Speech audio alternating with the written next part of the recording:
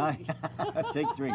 Hi, my name is Lars Trodsen. I'm the editor of the Black Island Times, and we're sitting out here in the front lawn of the Island Free Library, reading from James Joyce's Ulysses. You may hear some ambient noise from time to time, so please excuse. But I'm going to read the opening pages where most of the main characters are introduced. Again, James Joyce's Ulysses. Stately, plump Buck Mulligan came from the stairhead, bearing a bowl of lather on which a mirror and a razor lay crossed.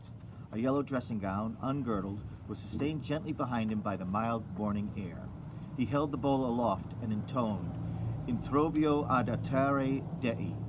Halted, he peered down the dark winding stairs and called up coarsely, Come up, Kinch, come up, you fearful Jesuit. Solemnly he came forward and mounted the round gun rest. He faced about and blessed gravely thrice the tower, the surrounding country, and the awakening mountains.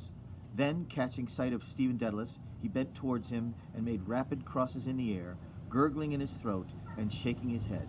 Stephen Dedalus, displeased and sleepy, leaned his arms on the top of the staircase and looked coldly at the shaking, gurgling face that blessed him, equine in its length, and at the light, untonsured hair, grained and hued like pale oak. Buck Mulligan peeped an instant under the mirror and then covered the bowl smartly. Back to barracks, he said sternly. He added in a preacher's tone, for this so dearly beloved is the genuine Christine, body and soul and blood and owns. Slow music, please. Shut your eyes, gents. One moment. A little trouble about those white corpuscles. Silence all. He peered sideways up and gave a long, low whistle of call, then paused a while in rapt attention, his even white teeth glistening here and there with gold points. Chrysostomos. Two strong, shrill whistles answered through the calm. Thanks, old chap, he cried briskly. That will do nicely. Switch off the current, will you? He skipped off the gun rest and looked gravely at his watcher, gathering about his legs the loose folds of his gown. The plump, shadowed face and sullen oval jowl recalled a prelate, patron of arts in the Middle Ages. A pleasant smile broke quietly over his lips. The mockery of it, he said gaily, your absurd name, an ancient Greek. He pointed his finger in friendly jest and went over to the parapet, laughing to himself.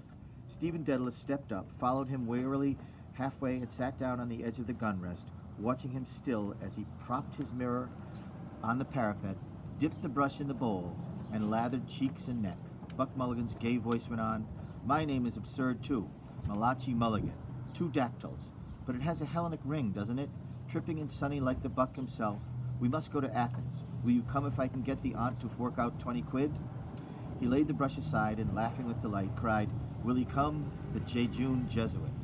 Ceasing, he began to shave with care. Tell me, Mulligan, Stephen said quietly. Yes, my love? How long is Haynes going to stay in this tower? Buck Mulligan showed a shaven cheek over his right shoulder. God, isn't he dreadful, he said frankly. A ponderous Saxon. He thinks you're not a gentleman. God, these bloody English, bursting with money and indigestion. Because he comes from Oxford. You know, Dedalus, you have the real Oxford manner. He can't make you out. Oh, my name for you is the best. Kinch, the knife blade. He shaved warily over his chin. He was raving all night about a Black Panther, Stephen said. Where's his gun case? A woeful lunatic, Mulligan said. Were you in a funk? I was, Stephen said with energy and growing fear. Out here in the dark with a man I don't know raving and moaning to himself about shooting a Black Panther. You saved men from drowning. I'm not a hero. However, if he stays on here, I am off. Buck Mulligan frowned at the lather on his razor blade. He hopped down from his perch and began to search his trouser pockets hastily. Scutter, he cried thickly. He came over to the gun rest and, thrusting a hand into Stephen's upper pocket, said, Lend us a loan of your nose rag to wipe my razor.